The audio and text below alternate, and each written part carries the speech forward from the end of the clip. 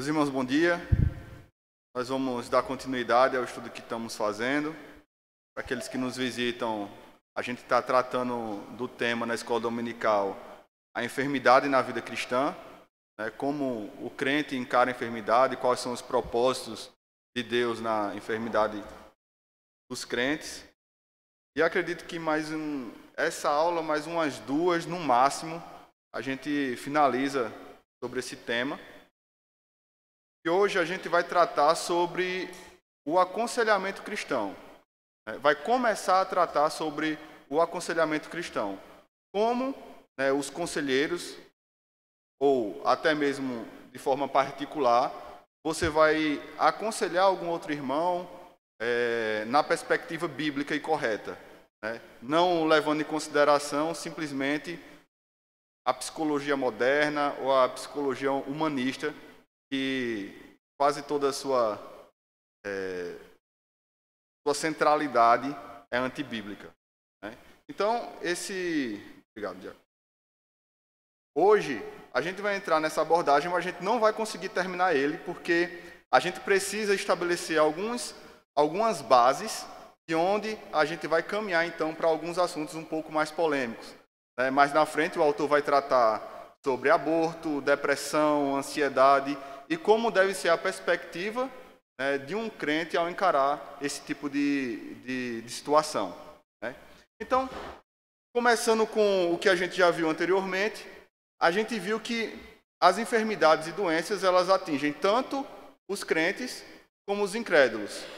A gente viu que existem alguns movimentos dentro das ditas igrejas evangélicas que falam que crente não adoece e que crente, se não é curado, é por falta de fé. A gente já viu que isso é herético, que é falacioso e que muitas vezes coloca um peso a mais na vida do crente que ele não deveria, quando, na verdade, a igreja deveria estar ajudando o crente a passar por essa situação.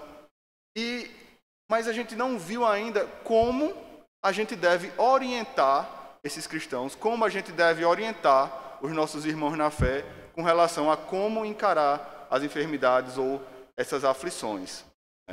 O autor do livro, ele, que é o presbítero César Miranda, para quem não o conhece, ele se dedica muito também à parte de estabelecer como se deve acontecer o aconselhamento. Quais são as bases, quais são os princípios que nós devemos estabelecer no aconselhamento cristão, que vai se diferenciar do aconselhamento que você pode encontrar nos consultórios, psicologia ou algo do tipo. Então, o primeiro texto que eu gostaria que vocês abrissem hoje comigo é que vai estabelecer de onde a gente parte. E, como os irmãos já sabem, todo o aconselhamento ele deve partir em um enfoque bíblico. O texto que eu quero que os irmãos abram é o de 2 Timóteo, capítulo 3, versículo 14 a 17.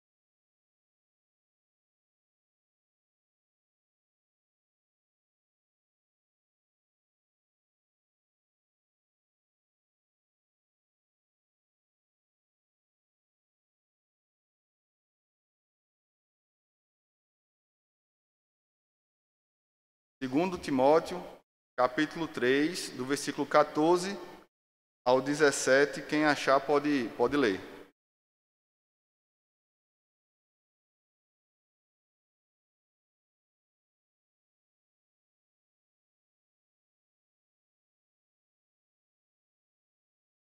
Não, Caio.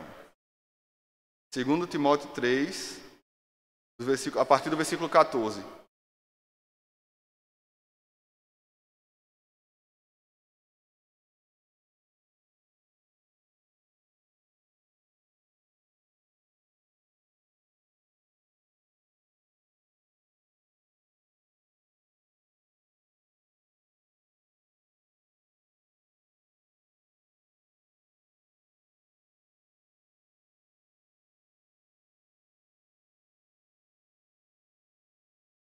Então, o primeiro ponto que a gente tem que estabelecer é exatamente o que Paulo fala aqui no versículo 16 e 17.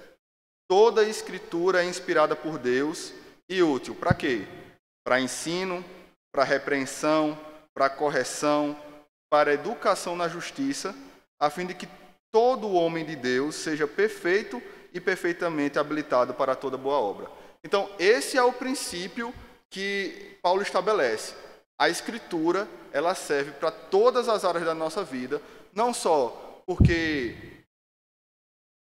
Não é porque ela vai tratar de todos os assuntos diretamente, mas é porque nela se contém todos os princípios necessários para que a gente possa viver uma vida diante de Deus e ser habilitado para viver uma vida que agrada a Deus.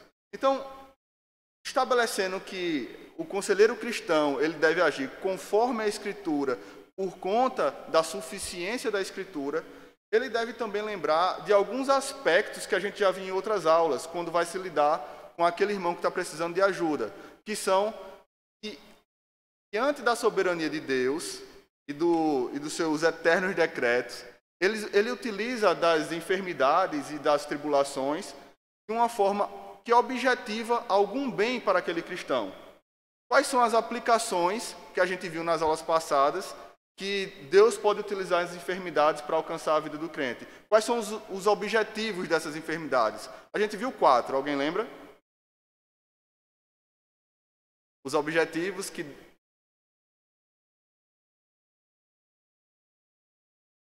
Estou escutando, Yuri. Um aspecto vai apontar para a salvação, sim. Mas aqueles 4 pontos que a gente viu, Deus ele usa na sua sabedoria, na sua soberania, as enfermidades para... Vocês não estavam aqui na aula passada, não? Caio.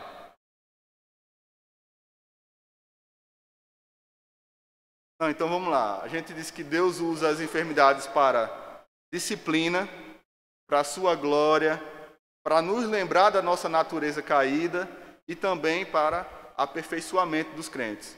E nisso, quando a gente lembra da nossa natureza, a gente vai lembrar da nossa salvação. Quando a gente lembra do nosso aperfeiçoamento, a gente vai lembrar também da nossa salvação. Certo? Então, o conselheiro cristão, ele deve partir da Escritura, né, e deve ter isso em mente.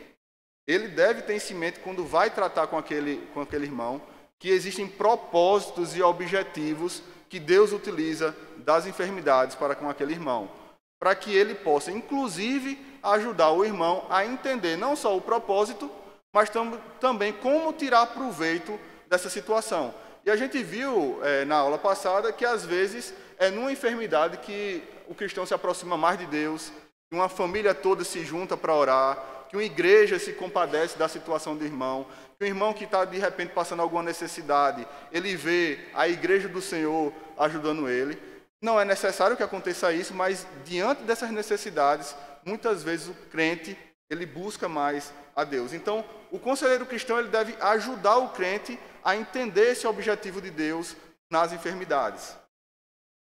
E um segundo aspecto, além de entender essas aplicações, é também entender que o ser humano ele é constituído de corpo e alma. Né?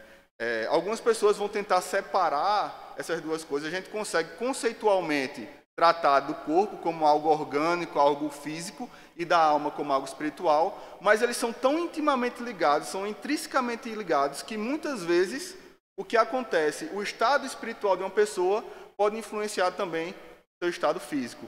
E assim sucessivamente. A gente acabou de dar um exemplo de um crente que se aproxima mais de Deus no meio de uma enfermidade. E pode acontecer o contrário também, se você não buscar com entendimento o propósito de Deus naquela doença. Então, quando a gente vai tratar com alguma enfermidade ou com algum problema moral que está estabelecido e a gente vai aconselhar uma pessoa, a gente tem que entender que alma e corpo eles são intimamente ligados. Né? Então, na pergunta 135 do Catecismo Maior de Westminster, que a gente está tratando do 6º mandamento, o comentarista do Catecismo, ele fazendo um comentário sobre os deveres do 6º mandamento, um dos deveres que a gente leu na aula passada era de serenar a mente e alegrar-se no espírito. Né? E ele vai dizer o seguinte: É geralmente sabido e conhecido que uma atitude mental serena e uma disposição mental alegre tendem à boa saúde e à vida longa. Uma atitude preocupada, ansiosa e pessimista causa um imenso volume de desgaste e ruptura desnecessária na personalidade humana. A influência da mente sobre o corpo é bem conhecida. O crente em Cristo tem o dever de encarar a vida serena e alegremente, a despeito de todas as frustrações, sofrimentos e durezas, de maneira a glorificar a Deus em seu corpo e espírito, que são propriedades de Deus e estão consagrados ao seu serviço. Então, os nossos pais, no século XVII, eles já haviam essa relação de que o corpo responde muito à nossa vida espiritual e vice-versa. Então, além de você tratar, além do conselheiro ter que tratar das aplicações e fazer o crente entender isso, ele tem que entender essa relação do corpo com a alma. Eu agora quero ler, que é muito conhecido dos irmãos, Jay Adams.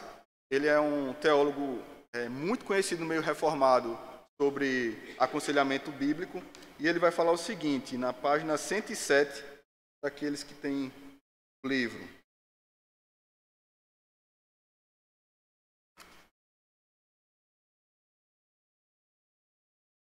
Um segundo.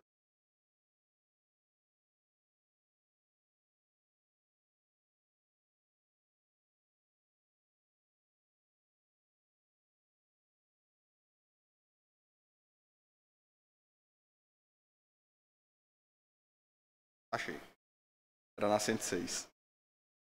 Aos poucos fui passando sem rumo para formas de aconselhamento tipo ensaio-erro, partindo de aplicações imediatas das exortações bíblicas conforme as lembrava. Surpreendentemente, comecei a ter mais êxito do que nunca antes como conselheiro. Certamente a idade e a experiência podem explicar parte da diferença. Contudo, não pude deixar de notar que quanto mais diretivo eu me tornava, simplesmente dizendo aos consolantes o que Deus exigia deles, mais a ajuda real as pessoas recebiam. Então, ele vai pegar todas essas situações e vai dizer que durante todo o seu ministério de aconselhamento, toda vez que ele foi mais diretivo, mais bíblico e exortava as pessoas com a palavra de Deus, ele viu que essas pessoas estavam tendo resultados surpreendentes. Eu não vou conseguir falar essa palavra hoje.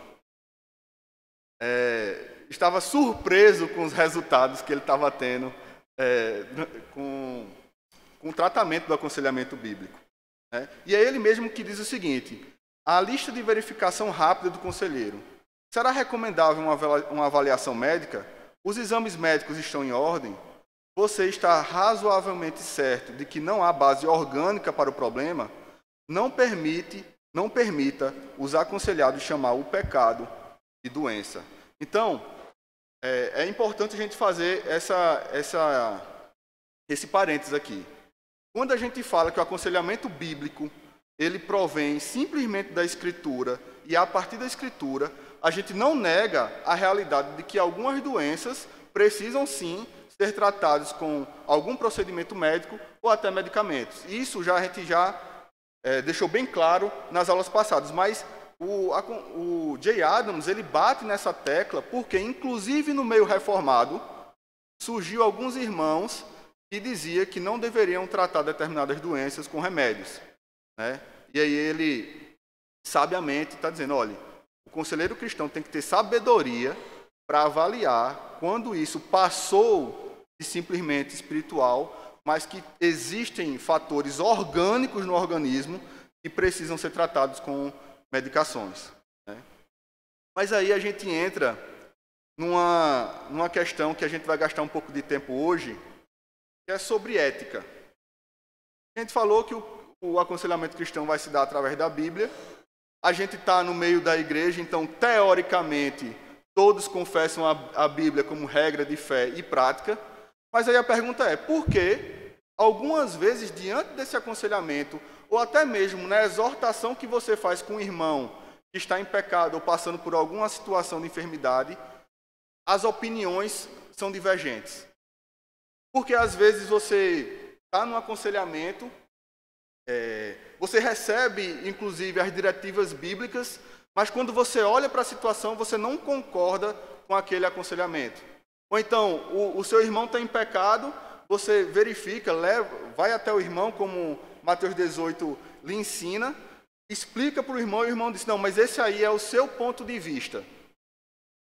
Por que isso acontece, inclusive, no meio da igreja? E por que isso acaba causando alguns conflitos no aconselhamento, seja ele um aconselhamento formal aqui num conselho da igreja, ou até mesmo particular entre os irmãos, né? Então, diante disso, a gente tem que tratar de dois aspectos. Quem veio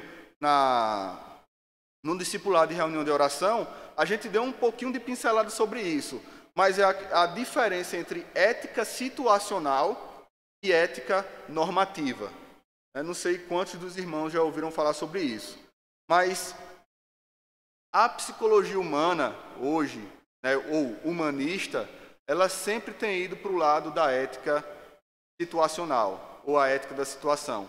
Tem várias definições, mas eu separei uma que explica de uma forma mais didática, e eu acho que fica uma definição melhor para o que nós vamos tratar hoje, é que ética situacional ou ética da situação leva em conta o contexto particular de um ato ao avaliá-lo eticamente, em vez de julgá-lo de acordo com padrões morais absolutos. É um ato de avaliar eticamente, de acordo com o contexto, um ato, em vez de julgá-lo de acordo com padrões absolutos. Ou seja, ética de situacional vai levar a gente a uma ética relativista. Se eu não tenho um padrão moral e absoluto estabelecido, eu vou ter uma ética relativista. Mas aí a gente pergunta, o crente não confessa que a única regra de fé e prática é a Escritura Sagrada? Como é que isso acontece dentro da própria igreja? É normal você entender isso para o mundo. Não é certo, mas é normal você pensar isso para o mundo. Porque o mundo não tem um padrão absoluto. O mundo vai dizer que não existe uma verdade absoluta, mas que a verdade é relativa. Inclusive, quando eles falam que a verdade é relativa, eles estão afirmando uma verdade que eles não podem comprovar porque a verdade é relativa. Mas, enfim, por que e como isso acontece dentro das próprias igrejas que confessam a Bíblia como única regra de fé e prática? Muitos teólogos estão tratando dessa frase, eu acho que ela é muito aplicável para o que a gente vai tratar hoje, é que nos lombos da tolerância tem chegado a heresia dentro da igreja. Na tolerância no sentido que tem sido utilizado hoje. A gente não está falando de tolerância, de ter tolerância com o irmão que caiu e ajudar o irmão, ou tolerância que um irmão é mais novo na fé e não entende alguns princípios e age de alguma forma equivocada e você vai ser intolerante com ele. Não é nesse sentido. A tolerância que o mundo tem dado, com o sentido que o mundo tem dado para essa palavra, né? Que é o quê? Você vai numa igreja e diz assim, não, a única verdade absoluta é o amor de Deus. Sendo que eles não explicam o amor de Deus conforme a Escritura. Eles explicam o amor de Deus conforme eles entendem de amor. Então, o amor para eles você não deve julgar o irmão. Não, se aquele irmão tem um tipo de vida alternativa, deixa o irmão viver aquele tipo de vida alternativa. Disciplina, não, a gente não deve disciplinar ninguém na igreja. A igreja é um lugar de amor. Sendo que aí você começa a trazer um conceito de amor do mundo para dentro da igreja. Porque o próprio Senhor disse, né, ele como pai que ama o filho, ele disciplina. E se o nosso padrão de pai é o Senhor, a gente não pode considerar o que o mundo fala, em vez de considerar o que o Senhor fala. Então, essas ética situacional, apesar de não entrar com esse nome dentro da igreja, ela começa a entrar com tolerância, com amor, ou então, como a gente falou aqui no comecinho, essa é a sua forma de interpretar a Bíblia. Não, mas quando Paulo falou isso, Paulo falou num tempo que estava retrógrado. Paulo não sabia da situação contextual que nós vivemos hoje no Brasil, aqui em Campina Grande, né? E começam a relativizar a própria Escritura, colocando como se as experiências de vida ou as experiências daquela época, né, são diferentes das experiências de hoje, tornando a ética algo experiencial e não algo moral e absoluto, como a palavra de Deus, né? John Frame, um apologeta cristão, né, um teólogo, ele vai falar o seguinte sobre isso. Aí eu acredito que eu anotei certo agora, página 108. John Frame fala: sob ética, teremos de observar que Deus é o padrão para o bem e o mal, certo e errado. E ele expressou a nós esses padrões nas suas próprias palavras.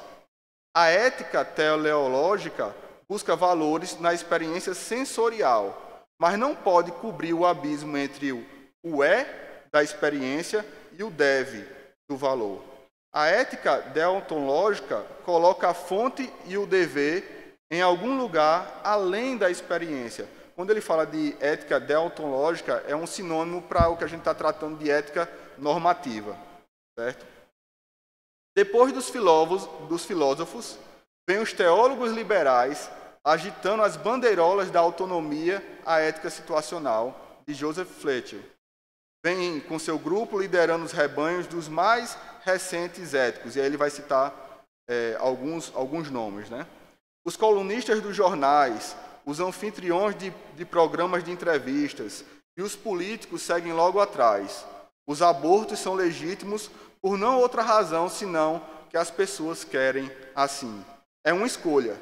Assim se desenvolve a sabedoria convencional e assim se desenvolve a enfermidade da sociedade governada por tal sabedoria. Parece um pouco com o que a gente está vivendo hoje, né? Você olha para os jornais, você olha para os entrevistadores da TV aberta do Brasil ou da TV fechada, e você olha para esses teólogos liberais e eles começam a colocar esse tipo de ética situacional dentro da própria igreja, né? Ou seja, o contrário da ética situacional é a ética normativa. A ética que o autor, John Frame, vai chamar de deontológica, que tem a ver com ética de dever, de obrigação, né? Essa afirma que a primazia do dever e obrigação está pautada em obedecer os mandamentos divinos. Então, esse é um ponto que a gente tem que concordar. Quando a gente vai para um aconselhamento bíblico, ou quando nós somos exortados em particular por um irmão, qual é a ética que nós vamos utilizar? A ética normativa, a ética deontológica que está relacionada com o dever que nós temos de obedecer à palavra de Deus. Então, se os dois, se o aconselhado e quem está aconselhando, ambos têm isso em mente, e o pressuposto é de que a palavra de Deus é o nosso padrão moral, então nós não podemos trazer as nossas experiências para colocar em confrontação com a palavra de Deus. Eu quero dizer com isso: algumas pessoas, quando cometem algum tipo de pecado e vão ser tratadas, elas chegam para você e dizem assim: ah, mas você não sabe a situação que eu estava. Ah, mas você nunca passou por isso, então você não pode me julgar ou fazer um juízo de valor sobre a minha atitude. Por quê? Porque você não passou por isso. E começa a jogar para as experiências algo que deve ser absoluto. Então, um exemplo prático disso é o que você vê hoje em alguns discursos progressistas, que aquele menino, ou aquele jovem, ele roubou por conta da sociedade. É um tipo de ética situacional. Então, ela justifica o roubo por conta de uma situação que aquele jovem marginal estava passando, né? E o crente jamais pode relativizar um pecado, né, por conta de uma experiência ou de uma situação. É claro, a gente não está dizendo aqui que não existem tentações de diferentes níveis, situações umas mais complicadas que a outra, ou então algum tipo de conflito moral que o crente pode ter, que realmente o crente não esteja conseguindo discernir o que é certo e o que é errado nesse sentido. Mas na maioria dos casos, a própria consciência do crente, ela acusa. Ela acusa quando você está em erro, né? Os puritanos, eles tratando sobre consciência, eles falavam o seguinte: nós sabemos que a lei do Senhor, inclusive, está no coração das pessoas e que a consciência é um instrumento de Deus que nos ajuda a discernir o certo e o errado. Mas ele dizia o seguinte, que a consciência do ser humano ele deve ser treinada para saber o que é certo. Porque por conta da queda, por conta da depravação total do homem, todas as nossas afeições foram tocadas pelo pecado, nossa intelectualidade foi tocada no pecado, o nosso corpo foi tocado pelo pecado. Então, como é que a gente faz para lutar contra o pecado? A gente treina as nossas consciências. Através de quê?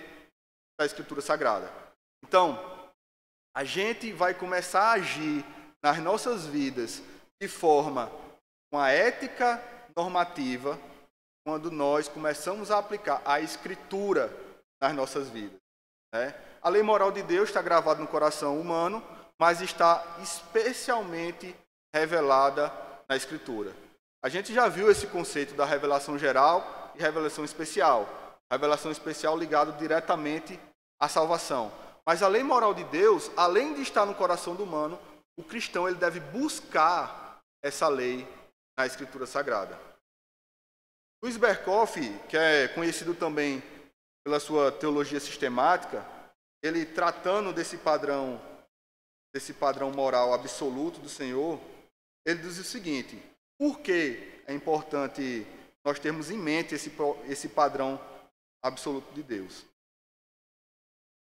A santidade de Deus é revelada na lei moral, implantada no coração do homem, e que fala por meio da consciência, e mais particularmente na revelação especial de Deus. Ela expressa-se pela lei dada a Israel. Essa lei, em todos os seus aspectos, foi planejada para imprimir em Israel a ideia de santidade de Deus e para levá-lo a sentir fortemente a necessidade de levar a vida santa, a lei moral. A regra do nosso viver é também, em certo sentido, a encarnação da vontade de Deus. É uma expressão da sua natureza santa e daquilo que está naturalmente e daquilo que esta naturalmente requer de todas as criaturas morais. Então, esse é o sentido da lei moral de Deus. Ele vai espelhar um atributo de Deus, que é a santidade. E é por isso que nós devemos buscar cumprir a vontade de Deus e a ética, no caso, a ética normativa, né? Seguindo um pouquinho mais,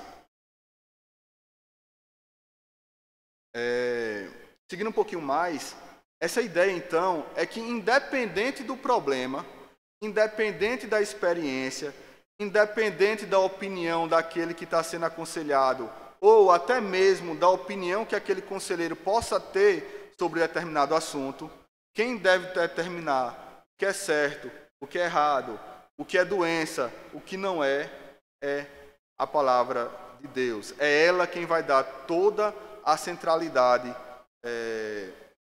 no aconselhamento cristão. Agora eu peço para os irmãos abrirem o Salmo 119,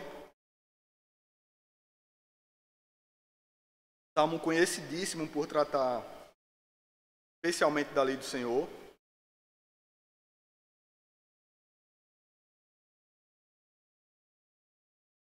Salmo 119, versículos 97 a 101. Quem achar pode ler. 119, do versículo 97 a 101. Quanto amo a tua lei, é a minha meditação todo o dia. Os teus mandamentos me fazem mais sábio que os meus inimigos, porque aqueles que eu os tenho sempre comigo. Compreendo mais do que todos os meus mestres, e medito nos teus testemunhos. Sou mais prudente que os idosos, porque guardo os teus preceitos. Todo o mal a mim os meus pés, para observar a tua palavra. Não me aparto dos teus juízos. Sou mais prudente que os idosos, porque guardo os teus preceitos, e todo mau caminho desvio os pés para observar a tua palavra. Padrão, do que é certo e do que é errado, é estabelecido pela palavra de Deus. Então, toda a sabedoria do mundo, dos intelectuais, ou dos que se dizem intelectuais, dos professores de universidade, daqueles que são da área de psicologia, tudo isso é nada diante da sabedoria de Deus. E o cristão, ele se pauta na sabedoria de Deus que é revelado na Escritura. Então ele está dizendo, até diante dos idosos, e aqui não é um contraponto que a gente faz dentro da igreja. Por exemplo, uma pessoa que é idosa, ela sim, se ela tem mais tempo de evangelho, muito provavelmente se ela se dedicou mais à lei do Senhor, se ela já passou por experiências espirituais por mais tempos, por mais lutas, por mais aflições, naturalmente sim, essa pessoa tem mais sabedoria, muitas vezes tem mais sabedoria que os mais jovens. Mas isso não é determinístico. Um jovem que se dedica à palavra do Senhor, que estuda a palavra do Senhor, diante de um idoso que desconsidera a palavra do Senhor, o jovem vai ter mais sabedoria, porque o princípio da sabedoria é o temor ao Senhor. A sabedoria é você aplicar a lei de Deus à sua vida, e não simplesmente algo intelectual. Então, de todo mau caminho desvia os pés para observar a tua palavra. Se a gente não souber o que é bem, o que é mal, o que é luz, o que é trevas, o que é certo e o que é errado, a gente não consegue viver uma vida eticamente e moralmente correta diante de Deus. E esses conceitos a gente só tem na palavra de Deus. Agora o Salmo 119, ainda no Salmo 119, versículos 159 e 160.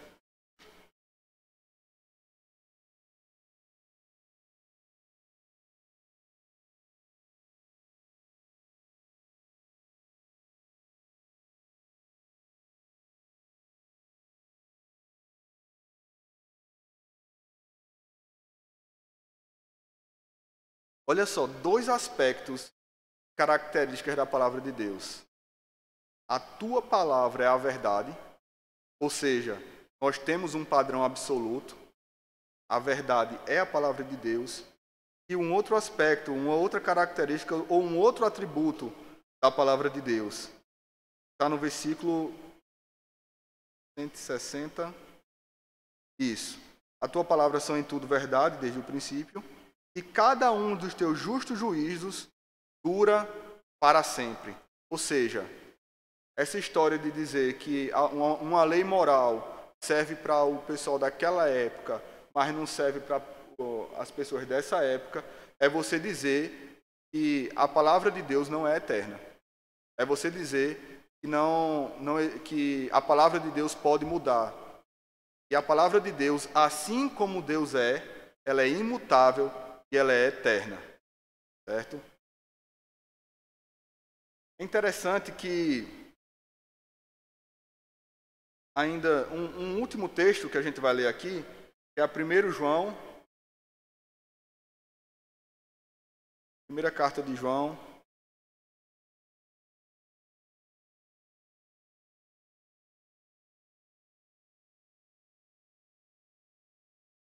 no capítulo 1,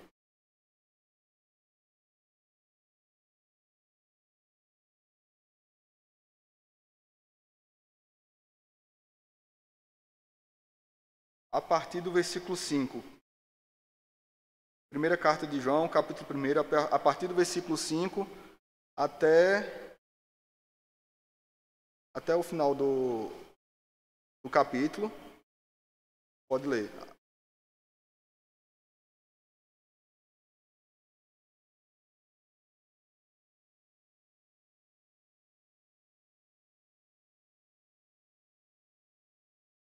Deus é luz.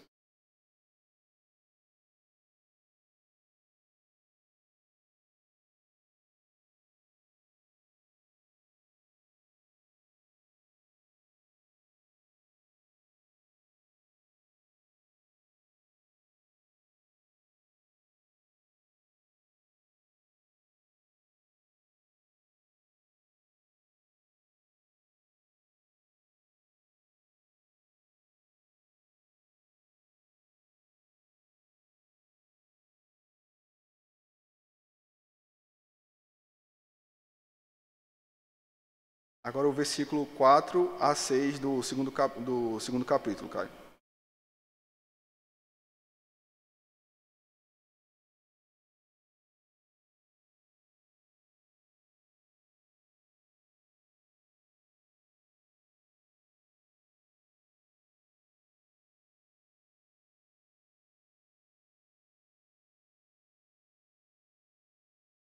Ou seja, nós temos um padrão bem estabelecido como crente. O nosso padrão é o que foi estabelecido por Deus.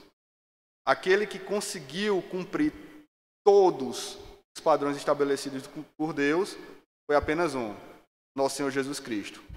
Mas o que Ele quer de nós é que nós busquemos andar como Ele andou.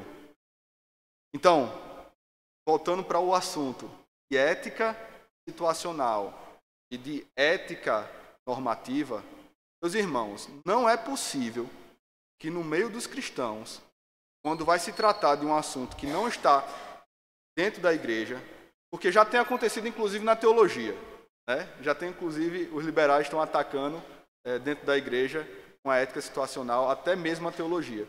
Mas nós cristãos que confessamos uma fé bíblica reformada, com um padrão estabelecido por Deus, com uma verdade, tudo isso, porque muitas vezes no nosso dia a dia a gente não age conforme esse padrão.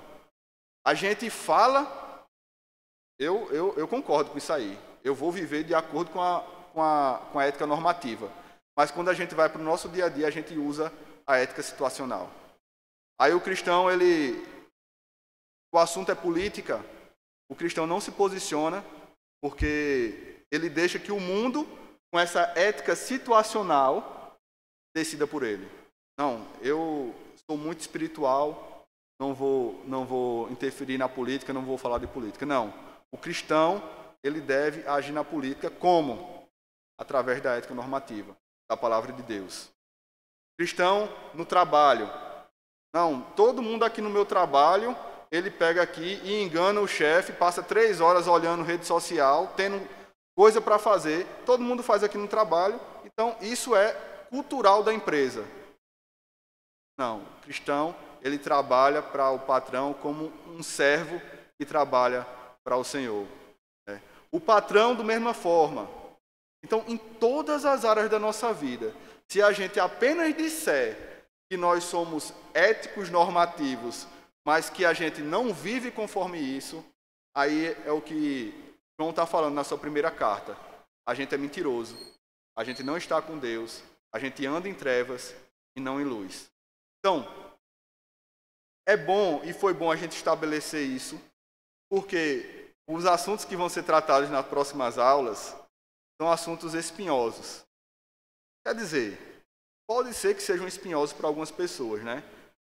Porque vai ser tratado sobre aborto, métodos contraceptivos, ansiedade, transtornos mentais, depressão. E a gente vai ver, como cristão, como a gente deve se relacionar com esse tipo de assunto. Se eu conseguir deixar claro para vocês, muito mais do que um conceito, a ética normativa, na verdade, é a verdadeira piedade cristã, que é cumprir a vontade do nosso Deus nas mais diversas épocas. E sempre que nós formos confrontados pela palavra de Deus, antes de rebater, a gente deve pensar: essa é a verdade? Essa é a verdade absoluta do meu Deus? Isso que ele está dizendo aqui, que confronta o meu pecado, eu reconheço que isso é verdade, então não importa a opinião que eu tenha sobre determinado assunto, eu tenho que me curvar à palavra de Deus. Tá certo? Não vou continuar aqui na área de aborto, que seria o próximo assunto. Falta 5 minutos só para o meio-dia, porque eu precisaria de quase uma aula inteira para falar sobre o assunto. Eu peço que o presbítero, o diácono Jefferson, ore, terminando a escola dominical.